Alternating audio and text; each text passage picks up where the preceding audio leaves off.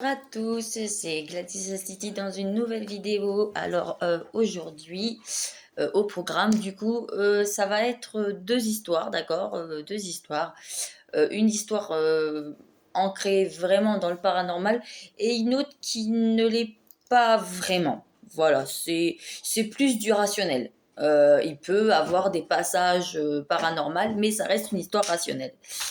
Je vous propose de commencer par l'histoire paranormale. D'accord.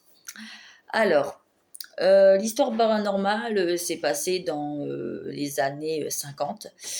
Et c'est arrivé à Romain. Romain était un homme qui avait une quarantaine d'années. Il était papa de deux filles et il était marié. Cet homme il travaillait dans les mines. Voilà. Il travaillait dans les mines, mais il avait un passe-temps. Et son passe-temps, c'était d'aller faire des randonnées, des excursions. Voilà, c'était un aventurier. C'était un grand aventurier. Et un jour, Romain, en parlant avec ses collègues de travail, va se rendre compte qu'il y a une chaîne de montagnes qui se trouve pas très loin de la ville où il vit. Et, euh, et donc, cette chaîne de montagne s'appelle euh, l'œil de l'ours. Donc déjà, rien que le nom de la montagne, ça donne envie. Enfin, ça dépend pour qui. Et donc lui, il veut la découvrir, cette chaîne de montagne. Il veut savoir quelle est cette montagne qu'on surnomme l'œil de l'ours. Alors, du coup, il voit que la chaîne de montagne est assez grande. Donc, forcément, vu que la chaîne de montagne est assez grande, ça va lui prendre plusieurs jours. Il va pas pouvoir faire la chaîne de montagne en un seul jour. Ça va lui demander plusieurs jours d'excursion du coup. Donc du coup, il prévient sa femme et ses enfants qu'il va être absent pendant un certain temps parce que justement, il doit aller observer cette chaîne de montagne. Donc il dit que vu la grandeur de la chaîne de montagne, ça va lui prendre à peu près un mois. Ça va lui prendre à peu près un mois pour avoir le temps de tout visiter, d'aller dans les moindres recoins et tout ça. Donc du coup, il y va et donc du coup, il dit au revoir à sa femme, ses enfants, il prend son pactage et il s'en va. Le problème, c'est que au début, vu qu'il est dans les montagnes, il peut pas donner de nouvelles, hein, et puis surtout que dans les années 50, les téléphones, ça n'existait pas. Le seul moyen qu'on avait de communiquer, c'était les lettres et les télégrammes. Mais vous vous imaginez bien que dans les montagnes, il n'y a pas de poste et tu peux pas écrire des lettres en montagne. Donc du coup, la famille savait que Romain ne donnerait pas de nouvelles pendant le mois où il serait en excursion.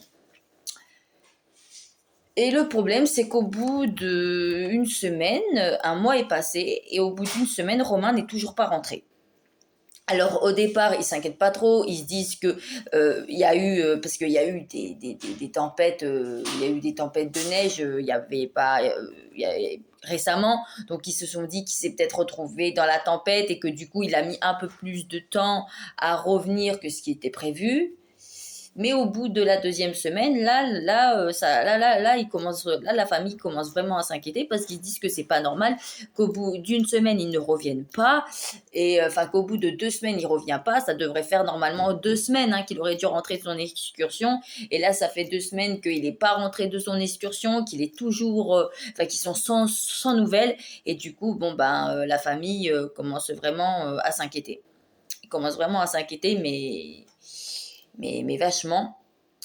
Et donc, du coup, à un moment donné, la compagne de Romain, Sandy, va voir les autorités et va prévenir que Romain, que son mari Romain est parti en excursion dans une chaîne de montagnes qu'on appelle l'œil de l'ours, et qu'il est toujours pas rentré, que ça devrait faire 2 semaines qu'il aurait dû rentrer, qu'il est toujours pas rentré et qu'elle s'inquiète. Alors du coup, bon, bah, les autorités, prennent l'histoire au sérieux, donc ils vont, lancer des recherches dans la fameuse montagne où, Romain, a fait, son excursion. Les recherches vont durer hyper longtemps, d'accord? Ça va durer, on va dire au moins, ils vont mettre au moins 3 mois. Voilà, 3 mois de recherche intensive, heu et au bout de 3 mois, ils vont le retrouver. Ils vont le retrouver au fin fond d'une grotte qui se trouvait dans la montagne, enroulé dans son sac de couchage et glacé. On voit qu'il est frigorifié. Il est en état d'hypothermie d'ailleurs. Et donc du coup, bon, bah, il le ramène, hein, il l'amène à l'hôpital, ils font les soins qu'il faut. Et donc, on va dire qu'il va mettre à peu près 15 jours pour se rétablir. Et au bout de 15 jours, il peut rentrer chez lui. Alors au début, bon, ben, il rentre, Sandy prend soin de lui, ses enfants sont hyper contents de revoir leur père. Ça fait genre 4 mois qu'ils l'ont pas vu, donc forcément là, au bout de 4 mois, bah, il y a beaucoup d'émotions. Ils sont contents de revoir leur père. Et Sandy aussi, hein, elle est très contente de revoir son mari parce que elle y croyait plus. Donc du coup, voilà. Et ils sont contents, hein. Elle pensait ne plus jamais revoir son mari, hein. Mais très vite, Sandy va se rendre compte qu'il est plus pareil. Enfin, elle le trouve bizarre au début. Au départ, elle le trouve bizarre. Déjà, il ne parle plus, alors que de ce qu'elle connaît de son mari, c'est un vrai bavard. Et donc, du coup, elle va entamer la discussion. Elle va lui dire, mais qu'est-ce qui t'est arrivé en fait dans cette montagne? T'as été pris au piège par une tempête? T'es tombé? Tu t'es fait mal? Qu'est-ce qui s'est passé? Et de là, il va lui donner une réponse très fermée et très étrange, où il va juste lui dire, je me suis perdu. C'est tout. Je me suis perdue et vu qu'il y a eu une tempête qui est arrivée, il a fallu que je me cache dans cette grotte. Alors, certes, la chaîne de montagnes était grande, mais il avait une carte quand il est parti, il avait une boussole. Alors, comment tu peux te perdre avec une carte et une boussole? Sandy ne trouve pas ça très logique. Mais bon, elle va pas trop insister. Ça fait pas très longtemps qu'il est rentré de l'hôpital, donc elle va pas le brusquer. D'accord? Elle va pas le brusquer, elle va le laisser le temps de se remettre de ce qui lui est arrivé, et elle va pas plus insister que ça. Elle va, voilà. Et du coup, au bout d'un certain temps, elle va revenir à la charge et elle va lui reposer la question. Elle va lui dire, écoute, je sais que tu m'as dit que tu t'étais perdu, mais bon, comment t'as fait pour te perdre alors que t'avais une boussole et une carte? Et donc, du coup, il lui dit, oui, mais dans la tempête, j'ai perdu ma boussole et j'ai perdu ma carte. Ce qui fait que j'avais plus rien pour me repérer. Ce qui paraît plutôt plausible. C'est vrai que si tu perds les instruments, surtout à l'époque, encore aujourd'hui, on a le téléphone pour se repérer. À l'époque, ils avaient les cartes et les boussoles. Donc, c'est sûr que s'il a paumé sa carte et sa boussole, ça paraît logique qu'il ait perdu son chemin et qu'il se soit retrouvé perdu. Ça paraît normal, hein. Bon. Alors, bon, bah, Cindy ne pose pas plus de questions que ça. Et puis, voilà, quoi, hein, elle veut pas l'embêter. Donc, du coup, elle n'insiste pas.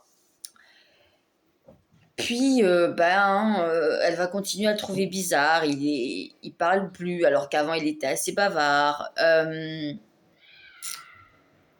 C'est un aventurier à la base, comme je vous l'ai dit.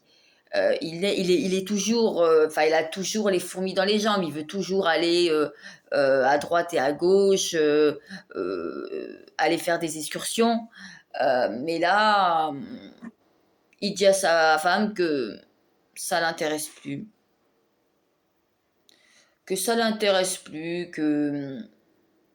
qu'il a plus envie de faire des excursions. Alors bon, elle met ça sur le compte de ce qui lui est arrivé, dans la chaîne de montagne. Il se dit: «Bon, bah, il a peut-être pas envie qu'il lui arrive un accident, il a peut-être eu très peur, il a peut-être vu, enfin, c'est même pas peut-être, hein, il s'est vu mourir. Alors bon, ben, ça paraît normal qu'il n'ait pas envie d'aller,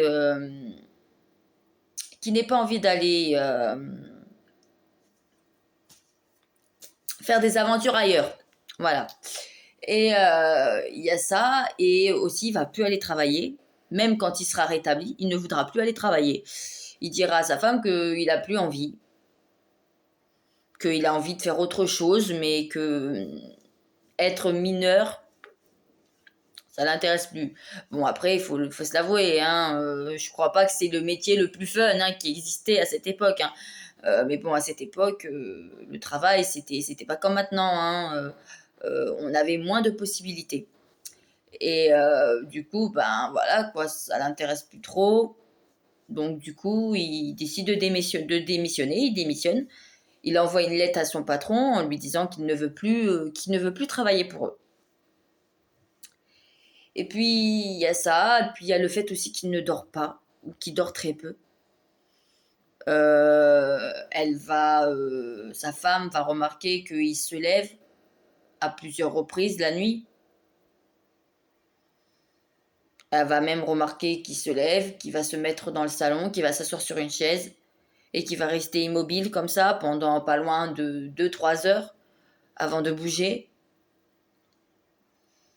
Elle va remarquer aussi qu'il a plus le même regard que d'habitude, il a un regard froid, bizarre, comme si on dirait qu'il a plus de sentiments. Voilà, on dirait qu'il n'a plus de sentiments. euh, sur son visage, c'est livide. Il n'y a plus de sentiments, c'est vraiment quelqu'un. Enfin, elle a vraiment l'impression qu'il ne ressent plus rien, mais plus rien du tout. Et puis, ça va continuer comme ça, les choses anormales vont s'enchaîner. Il va aussi avoir moins de patience avec ses filles. À un moment donné, sa fille va, sans faire exprès, elle va jouer au ballon, et puis sans faire exprès, elle va faire tomber un vase qui va se casser. Et ben, Romain, il va lui foutre une claque. Alors de là, ben, sa femme va réagir en lui disant: mais arrête, t'avais pas à la frapper, elle ne l'a pas fait exprès. Et puis, et puis de là, il va être énervé, et puis il va dire mais oui, mais bien sûr. Mais bon, de toute façon, elle n'a pas à jouer au ballon dans la maison. Là-dessus, il n'a pas tort, hein. Et que des trucs comme ça, il va avoir moins de patience. Il va. Avant, il faisait les devoirs de ses filles. Maintenant, il ne s'en occupe plus. C'est que la mère qui fait les devoirs. Lui, il ne fait plus les devoirs. Il refuse de sortir, alors qu'avant, il sortait beaucoup. Maintenant, il veut plus sortir. Il veut rester cloîtré chez lui. Enfin, voilà, quoi. Sa femme ne le reconnaît pas. Elle a l'impression qu'il y a quelque chose qui va pas, mais qu'il est changé. Et à un moment donné, il va commencer à être violent aussi avec elle. Un soir, ils vont discuter d'une sortie parce que elle travaille, elle travaille dans les bureaux. Elle est secrétaire, et du coup, elle va dire à son mari que il est possible qu'elle reste un peu plus tard, le soir suivant au travail, parce qu'il y a une collègue à elle qui va changer de poste, et donc du coup, ils vont, ils vont fêter son départ. Et de là, il va le prendre très mal, en lui disant: t'as 2 filles, t'as un mari chez toi, et t'as rien d'autre à foutre que de rester plus tard au travail juste pour une collègue qui s'en va. Alors, bah, de là, il va lui dire: bah, c'est pas contre toi, c'est juste que, bon, ben, voilà, on va tous être là. Donc ça serait bizarre que je sois la seule à ne pas être là. Et donc du coup, par rapport à ça, euh, excusez-moi, ben ils vont se disputer. Il va y avoir une grosse dispute qui va se produire.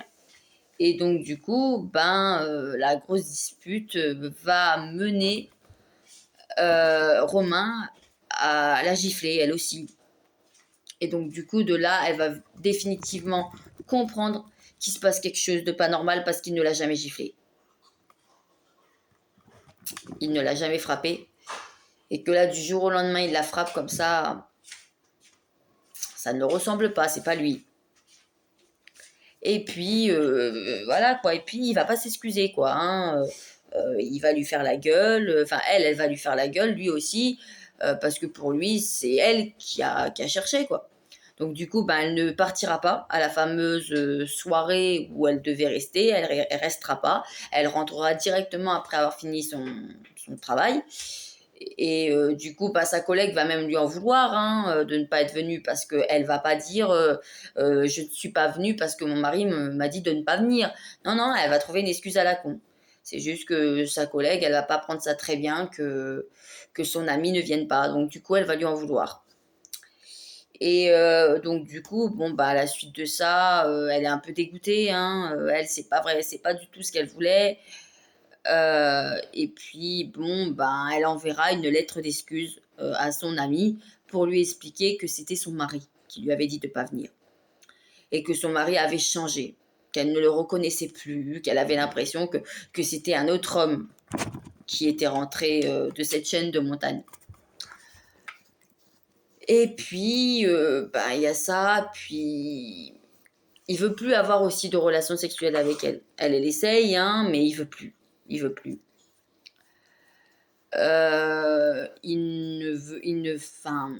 Il a presque plus de gestes tendres envers ses filles, alors qu'avant, il les prenait dans les bras, il leur faisait des histoires avant de dormir, il faisait leurs devoirs, il allait se balader avec elles. Aujourd'hui, il n'y a plus rien de tout ça.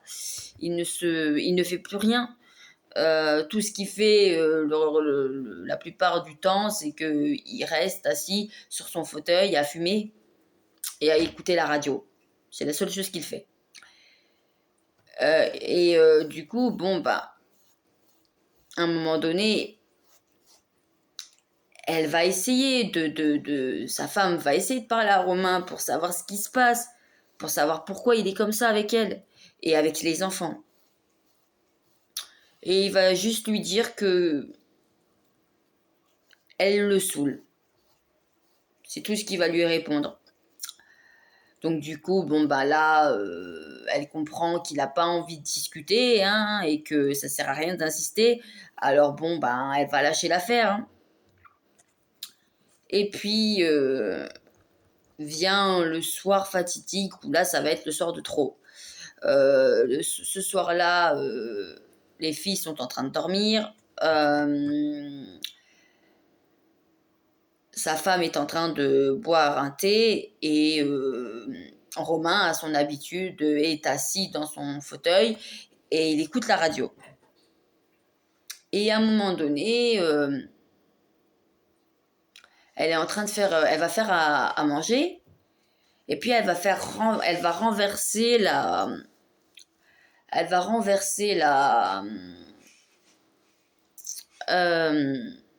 casserole.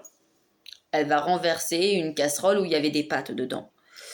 Et du coup, ben de là, il va se lever, très en colère, il va la gifler en lui disant « Mais qui m'a passé une bonne à rien pareil ?» Et il va continuer à la frapper. Il va lui en mettre une claque, et puis une deuxième, et puis après ça va être des coups de poing, et puis ça va être des coups de pied, en disant qu'il regrette de s'être marié avec elle, que c'était la plus grosse erreur de sa vie, que les deux enfants qu'elle lui a donnés, c'était filles, alors que lui, il a toujours voulu avoir des garçons, qu'elle n'a pas été capable de faire autre chose que des filles, que ses filles sont des chieuses, qu'il en a marre, voilà, quoi, il s'acharne sur elle, quoi. Et du coup, il va continuer à la frapper, la frapper, la frapper. Et du coup, ben, à un moment donné, elle va avoir très peur, hein, pour sa vie, hein, parce il devient mais incontrôlable. Et du coup, elle va réussir à s'enfermer dans une des pièces de la maison, mais lui, il va tambouriner la porte pour justement essayer de la casser et essayer de rentrer et essayer de la, enfin, de la massacrer, quoi. Et du coup, elle a peur, là, elle a vraiment très peur. Elle a peur pour elle, elle a peur pour ses filles, donc du coup, elle a l'idée de prendre la route, d'essayer de s'enfuir par la fenêtre, parce qu'il y a une fenêtre, essayer de s'enfuir par la fenêtre et d'aller, excusez-moi, et d'aller voir la police. Parce qu'elle a peur pour lui, enfin elle a peur pour elle et elle a peur pour ses filles. Hein. Parce que comme je viens de vous dire, il est devenu incontrôlable. Donc du coup, elle arrive à se hisser en haut de la fenêtre et à aller, bon ben je vous le dis, hein, en chemise de nuit, pieds nus dans la neige pour aller prévenir la police. Hein. Quand elle revient, elle est un peu, voilà. Mais bon, les policiers comprennent qu'il se passe vraiment quelque chose et donc du coup, il vient. Il vient et quand il rentre dans l'appartement, il remarque, enfin dans l'appartement, dans la maison, il remarque qu'il est plus dans la maison. Il est plus dans la maison. Il est parti. Il est plus dans la maison et il a réussi à casser la porte de la fameuse pièce dont était enfermée sa femme, hein, pour justement se protéger. Il vérifie la chambre des enfants. Heureusement, les enfants dorment toujours. Il n'a pas touché aux enfants. Et à un moment donné, elle va entendre un cri. Et ce cri, c'est le policier qui est à côté d'elle, qui s'est pris une hache dans la tête et qui vient de tomber par terre. Et forcément, c'est qui lui a balancé la hache dans la tête? C'est Romain, vous imaginez bien. Et il va l'assommer, elle aussi. Elle va se réveiller sur le fauteuil, les mains et les pieds liés. Elle va sentir une odeur de cuisson. Et là, à sa plus grande horreur, ce que Romain est en train de faire cuire, c'est des morceaux du policier qui l'a tué. Et du coup, là, elle est horrifiée et elle comprend que ce n'est plus son mari.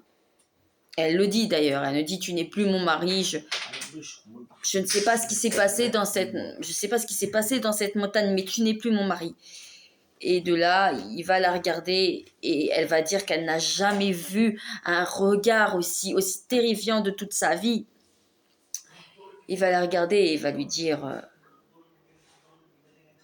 non, aujourd'hui, je suis quelqu'un de beaucoup plus meilleur que l'était ce pauvre Romain qui était bon qu'à faire du travail dans les mines et puis qui faisait des excursions débiles. Je suis beaucoup mieux que cet homme. Et du coup, elle va le re-questionner. Mais qu'est-ce qui t'est arrivé? Qu'est-ce qui a bien pu faire que t'aies changé comme ça? Et de là, il va lui dire qu'il sait pas, qu'il s'est réveillé, qu'il a failli voir la mort de près et que justement, le fait d'avoir failli mourir lui a fait prendre conscience qu'il avait une vie de merde et qu'aujourd'hui, il ne voulait plus de cette vie minable, qu'il ne voulait plus être avec elle, qu'il ne voulait plus être père.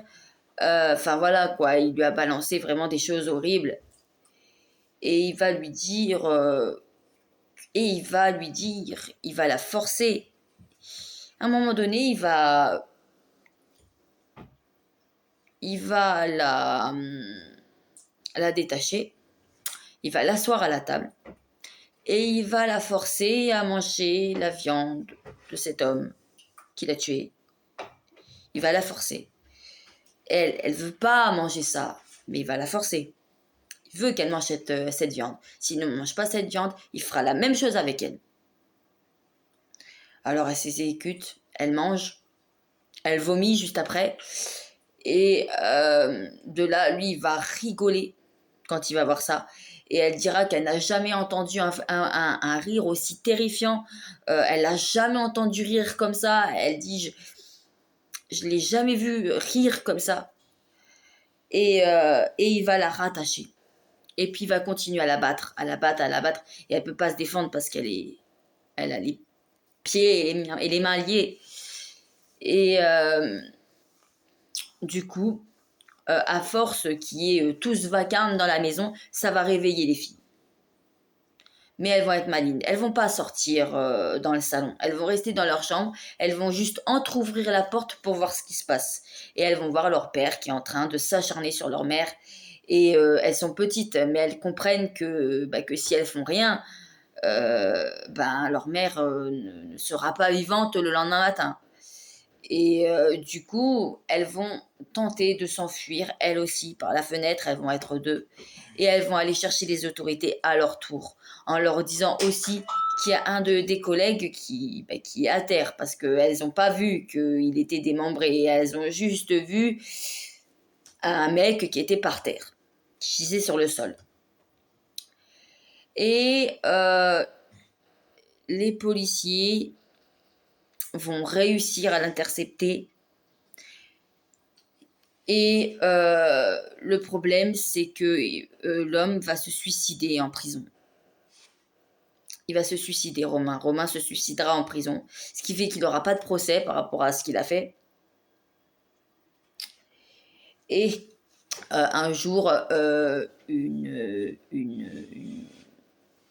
voyante a décidé justement de faire sa propre enquête pour savoir ce qui est vraiment arrivé à Romain dans cette montagne. Et quand elle va faire des recherches un peu plus approfondies, elle va aller voir donc du coup sa femme pour lui dire ce qui est arrivé à son mari.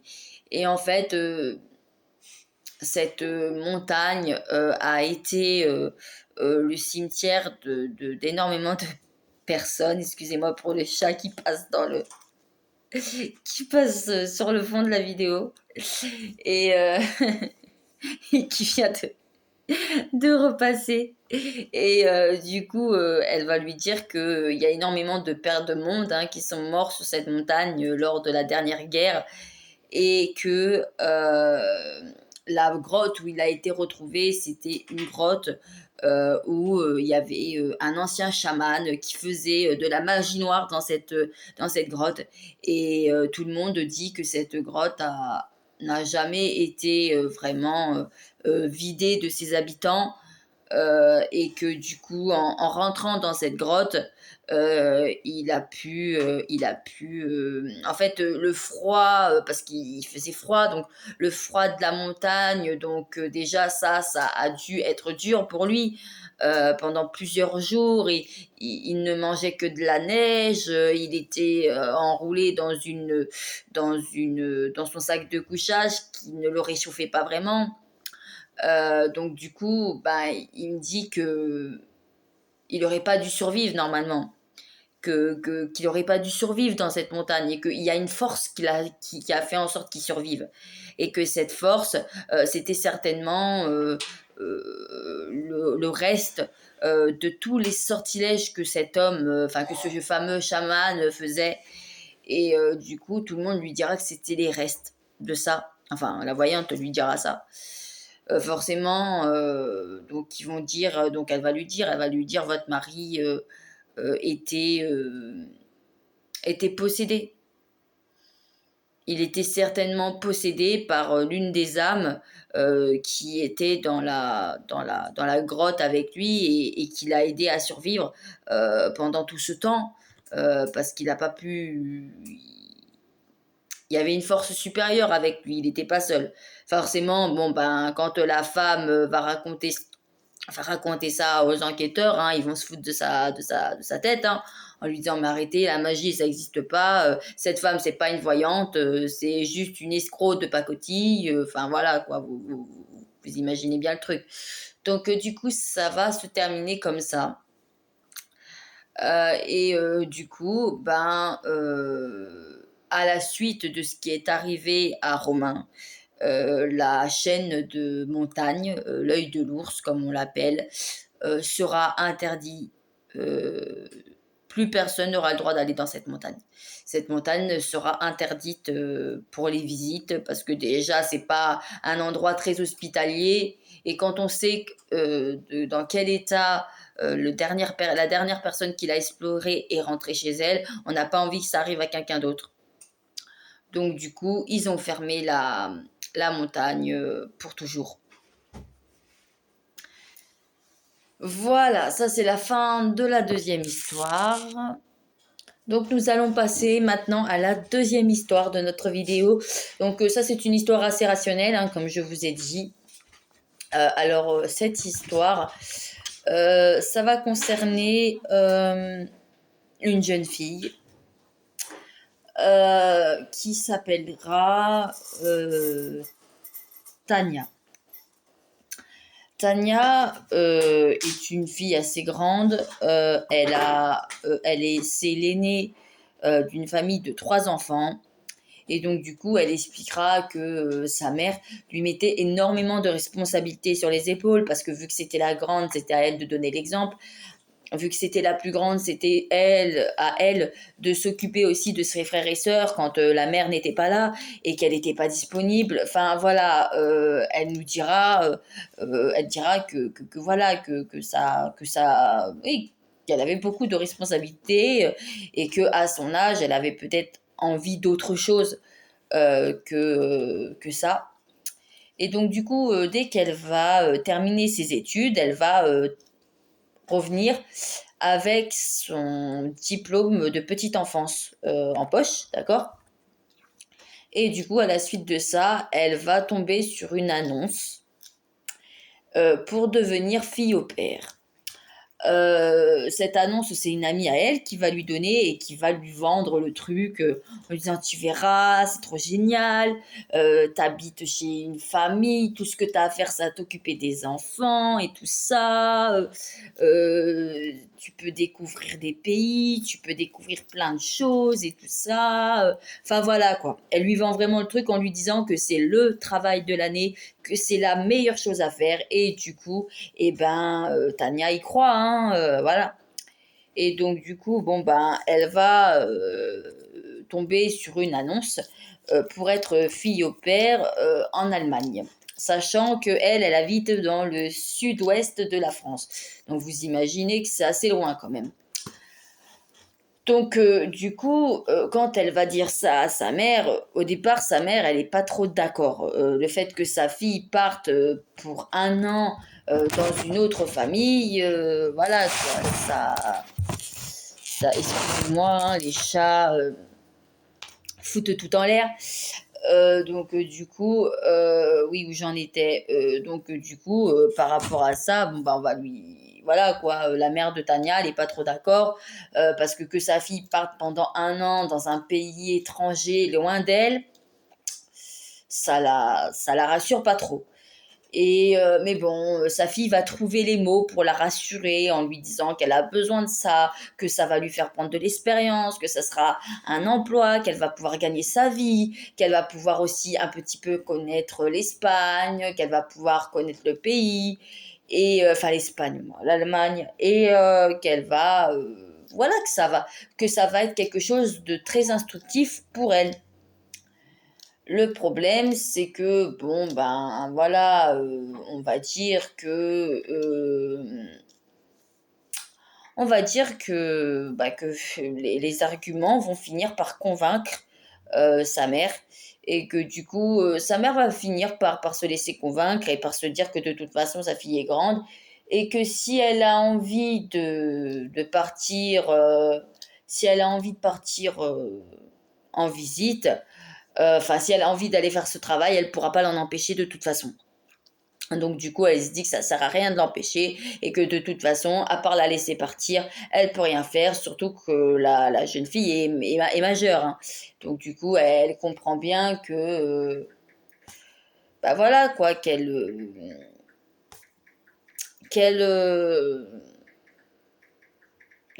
voilà, que de toute façon, elle pourra pas l'en empêcher de partir. Donc du coup, ben, elle finit par accepter de la laisser partir. Donc elle la laisse partir. Et donc les 6 premiers mois, ça se passe super bien.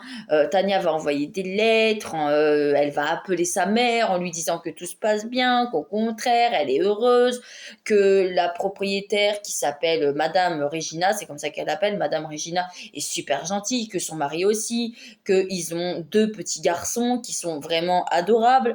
Enfin voilà, elle va dire qu'au début, tout se passe bien. Et c'est au bout, mais les choses, il y a quand même quelques petites choses qui vont la refroidir quand même. Elle dira qu'elle n'a pas vraiment de chambre, que sa chambre, elle a été aménagée dans le grenier, qui fait froid, que ce qu'elle a pour se réchauffer, c'est des grosses couvertures, qu'il n'y a pas de chauffage, que c'est vraiment une petite chambre, hein, c'est limite une chambre de bonne, hein, elle nous dira, mais que bon, elles sont contentes. Elles sont contentes parce que malgré ça, les propriétaires de la maison sont plutôt bien. Mais voilà, ça va vite dégénérer. Elle va avoir des problèmes. Ça veut dire que Regina va lui dire que il faut quand même il faut pas qu'elle, il faut qu'elle fasse des restrictions sur la nourriture. Parce que elle et ses enfants en consomment énormément. Donc elle lui dit tu peux manger, mais il faut vraiment manger des petits trucs.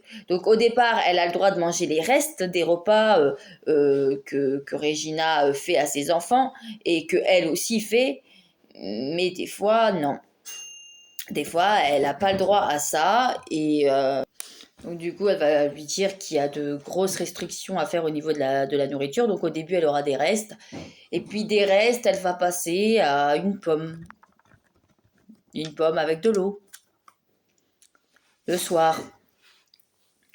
Elle va même dire qu'à un moment donné, elle va être obligée de se cacher pour déjeuner le matin. Parce que si la patronne la voit déjeuner, elle va râler. Enfin voilà quoi, elle va nous dire que au bout de 6 mois, elle va commencer à dire que l'ambiance n'est plus celle qu'elle était quand elle est arrivée quoi. Au début, tout se passait bien, tout était nickel, mais au fil du temps, elle comprend que voilà, que ça commence enfin, à ne pas être aussi génial que ça l'était quand elle est arrivée. Elle est obligée de se cacher. Enfin voilà quoi, c'est pas une vie, c'est pas une vie rêvée pour Tania du coup.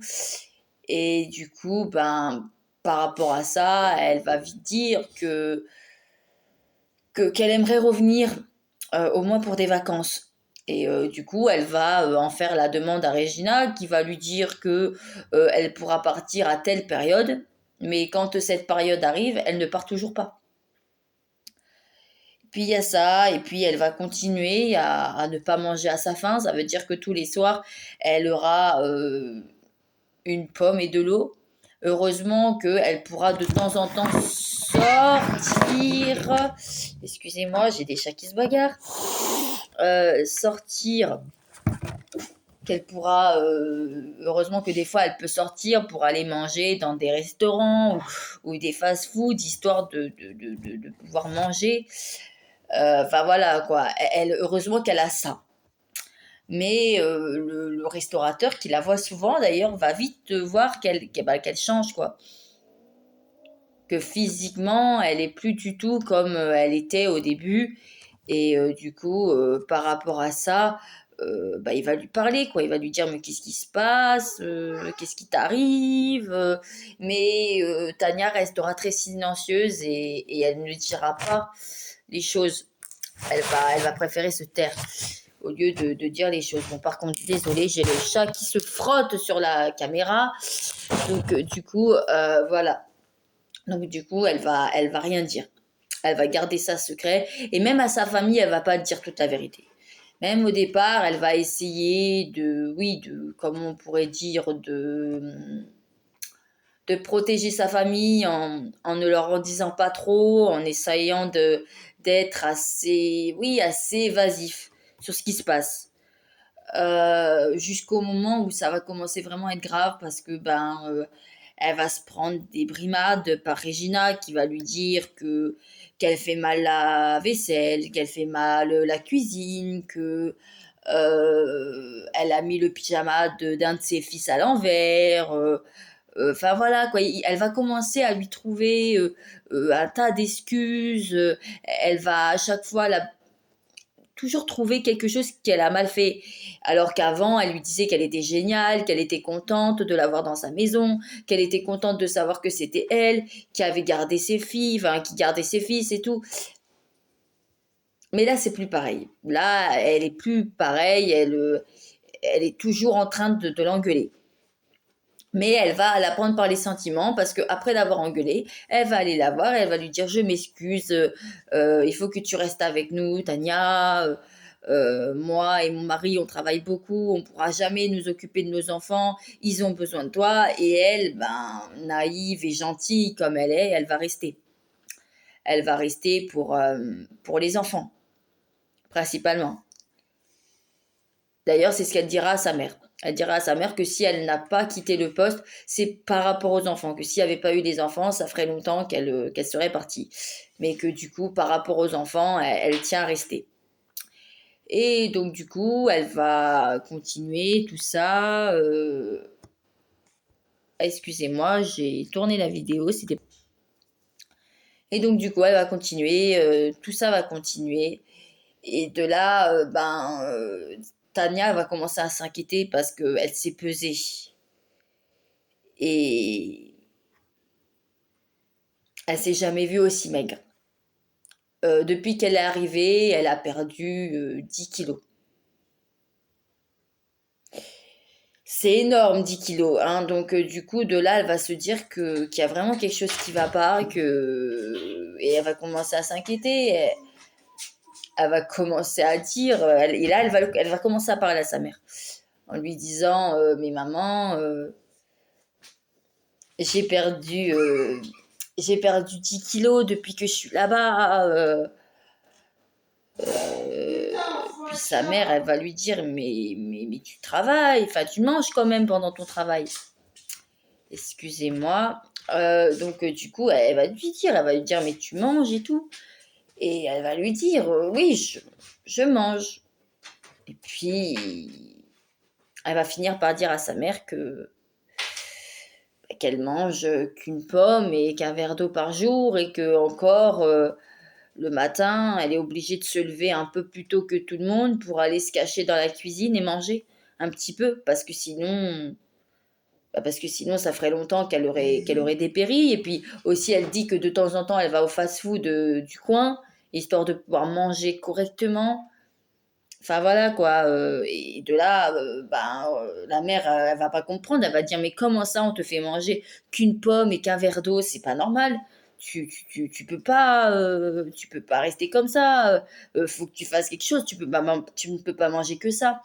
Et puis elle va dire qu'à chaque fois qu'elle a demandé à Regina de manger un peu plus, Regina lui a dit que c'était pas possible que c'était pas possible, que c'était pas possible parce qu'ils avaient pas assez de ouais, ils avaient pas assez pour nourrir tout le monde.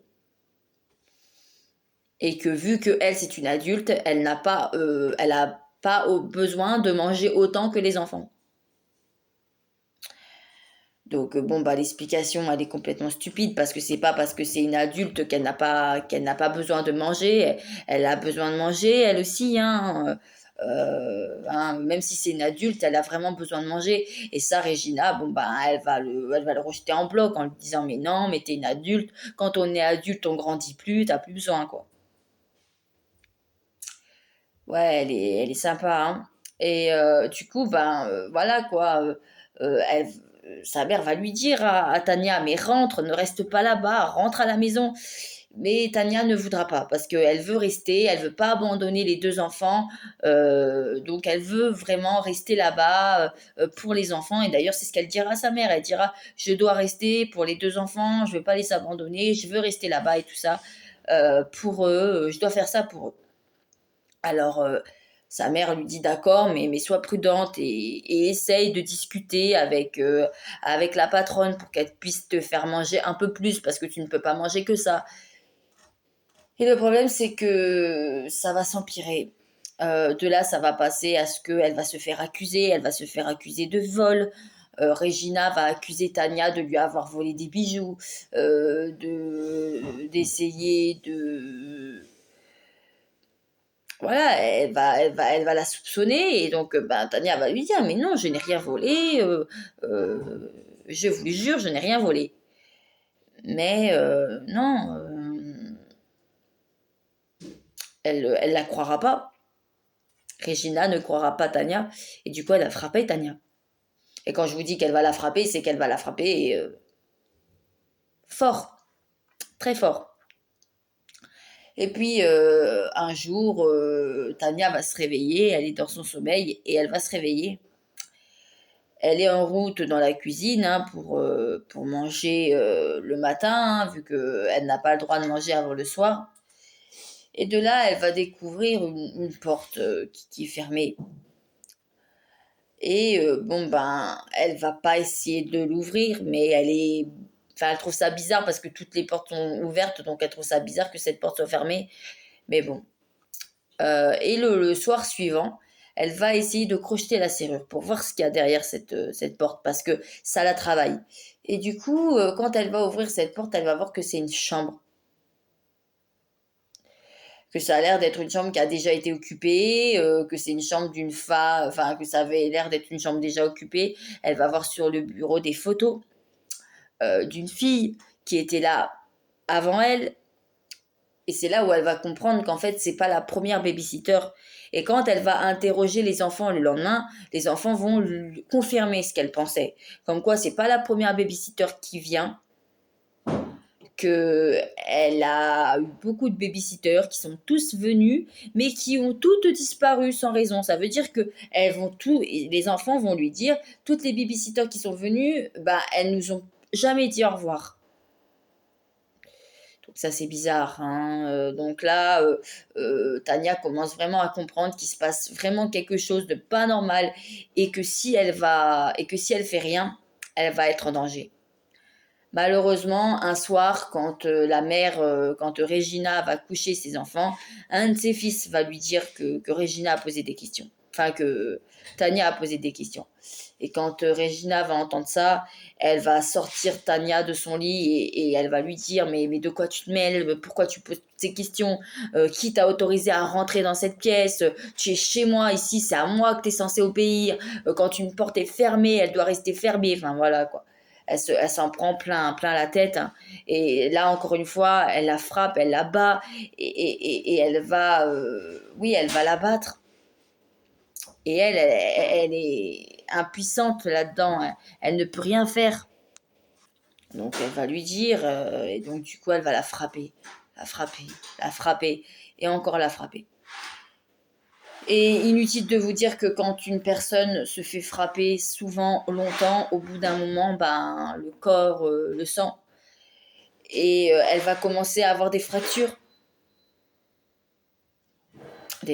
aux côtes, aux bras.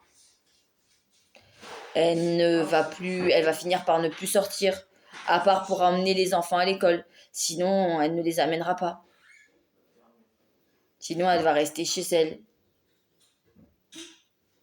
Enfin, elle va rester chez Regina, elle ne bougera plus, elle n'ira plus au fast-food du coin. Le restaurateur le dira d'ailleurs qu'au bout d'un moment, il ne l'a plus vue. Avant, elle venait au moins une fois tous les 15 jours, elle venait, et là, du jour au lendemain, elle vient plus. Enfin, que des trucs comme ça. Et on comprend que quand il t'arrive ça, t'es faible. Et le problème, c'est que, ben, Regina, à la suite de cet épisode, va encore plus la rationner niveau nourriture. Ça veut dire que là, cette fois-ci, ça sera plus une pomme, ça sera la moitié d'une pomme. Moitié d'une pomme avec un verre d'eau. Ça va être ça. Donc malgré que Regina, enfin malgré que Tania arrive à aller manger le matin en cachette, c'est pas ça qui va la faire reprendre du poids, hein. Et du coup, elle devient de plus en plus faible. Ça devient de plus en plus difficile pour elle de faire les choses. Elle va supplier Regina en lui disant: je vous en supplie, il faut que vous me donniez plus à manger, j'en peux plus, je suis fatiguée. Mais Regina va s'en foutre, elle va s'en foutre et elle va lui dire: tu te débrouilles. T'avais qu'à pas faire ça, t'es qu'une petite fouineuse, trop curieuse, alors les fouineuses trop curieuses, moi je m'en occupe, et je m'en occupe en les punissant de nourriture. Ouais, c'est ça. Alors qu'avant, elle mangeait pas plus, hein, et le problème, c'est que, ben, à un moment donné, Tania va mourir. Un jour, un jour, elle va pas se lever. Un jour, elle se lèvera plus. Et donc du coup, bah, Regina va aller dans la chambre, va remarquer que la jeune fille est allongée et qu'elle est livide, qu'elle est froide. Elle va appeler les secours, mais malheureusement, ça sera trop tard. La jeune fille est décédée. Tania est décédée. Donc forcément, quand la mère entend ça, elle en pleure parce que ben, elle s'en veut d'avoir accepté que sa fille parte là-bas en Allemagne, à l'autre bout de chez elle, qu'elle aurait dû insister pour que Tania revienne, ou qu'elle aurait dû limite aller la chercher. Enfin, elle aurait dû faire quelque chose. Sa mère pense qu'elle aurait dû faire quelque chose, qu'elle n'aurait pas dû la laisser comme ça. Et du coup, ben, malheureusement, quand ils vont passer l'autopsie, l'autopsie va révéler que Tania est morte d'épuisement et de faim. Voilà. Elle est morte d'épuisement, elle est morte de faim parce qu'elle n'était pas nourrie comme elle aurait dû l'être. Elle faisait beaucoup, beaucoup de travail. Elle n'avait pas de vacances. Ça faisait un an elle est restée un an à travailler là-bas non-stop. Et donc du coup, elle est morte, hein. Elle est morte d'épuisement et de fatigue. Et du coup, ils vont remarquer aussi que la jeune fille avait beaucoup de fractures, qu'elle avait des fractures aux côtes, qu'elle avait des fractures aux bras, qu'elle avait des fractures aux jambes. Donc voilà, ils vont comprendre que la jeune fille était maltraitée, mais qu'elle était vraiment maltraitée, qu'en plus de ne pas être nourrie comme elle aurait dû être nourrie, elle était maltraitée, il la faisait travailler plus que ce qu'elle devait, elle n'avait pas de week-end, elle n'avait pas de vacances, elle n'avait rien. Elle travaillait tous les jours et elle avait aucun jour de répit. Et avec un maigre repas, un repas une fois par jour, une demi-pomme et de l'eau, c'est pas ça qui va nous faire survivre. Donc voilà. Et elle remarquera aussi que la fille est très maigre, limite elle est squelettique, quoi. Elle est vraiment ultra maigre.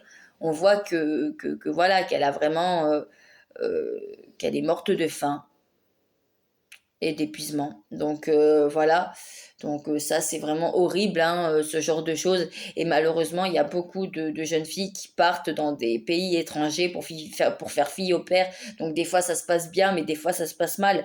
Et là pour Tania, ça s'est mal passé et c'est pas la première histoire. Il y en a eu, il y en a plein de jeunes filles qui partent dans un autre pays, mais qui ne reviennent pas vivantes parce qu'ils se font maltraiter par les autres familles. Malheureusement, c'est pas nouveau. C'est loin d'être nouveau tout ça. Donc voilà, c'est la dure réalité. Donc du coup, il y aura un jugement, hein, qui va être fait. Regina sera punie. Enfin, Regina et son mari se prendront donc du coup 15 ans de prison. Oh, Simba, excusez-moi pour le chat qui est encore passé devant la vidéo. Oui, Regina et son mari se prendront 15 ans de prison pour non-assistance à personne en danger et pour maltraitance. Ouais, je suis d'accord, 15 ans, c'est pas énorme. Pour ce qu'ils ont fait, c'est pas énorme. Ils méritaient plus. Mais bon, c'est la justice. C'est comme ça. Donc la mère, elle est scandalisée. Parce que pour elle, 15 ans de prison pour les personnes qui ont tué sa fille en l'affamant, en l'épuisement, en la rendant, enfin, en l'affamant et en la maltraitant, ça passe pas. Mais bon, les deux, le couple ne fera pas appel et la mère continuera à se battre pour justement que justice soit faite pour sa fille. Voilà. Donc voilà, la deuxième histoire est terminée. Donc c'est la fin de cette vidéo. Et j'espère vraiment que les deux histoires que je vous ai racontées vous a plu. Et je vous dis à très vite pour une prochaine vidéo. Bonne soirée à vous, au revoir.